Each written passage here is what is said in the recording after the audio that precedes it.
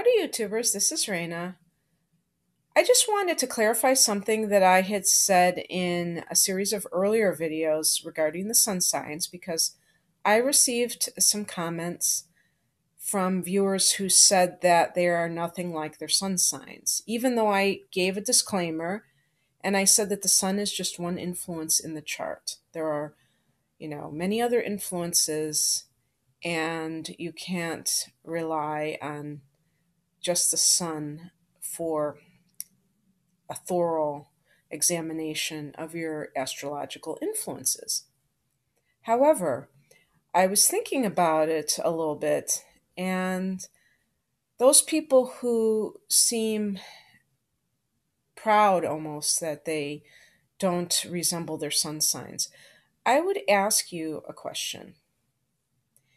Do you think that you have been unduly influenced by your family of origin, by the society in which you have been raised, and that perhaps is what is obscuring you from the influence of your sun? And I ask this because what I call the Holy Trinity, which is the sun, moon, and rising signs,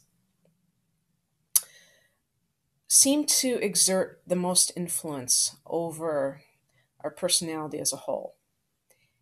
And it is very true that if you have the sun in one sign and the moon and rising sign in signs that are disparate, or shall we say totally incompatible with the sun sign, that it would be more likely that you would identify with the influences of the moon and rising sign.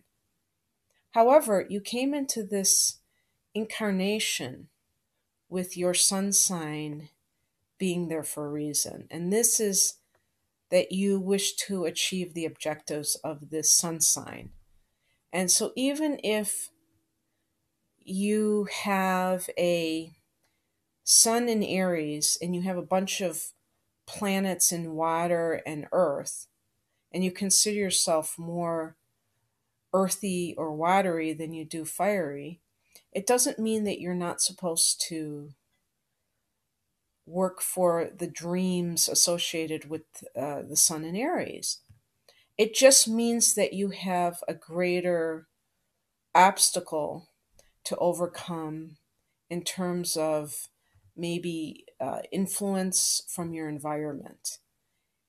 And I would even go so far as to say that those people who totally feel apart from their sun signs and think of it as foreign to who they are probably living in denial of who they really are.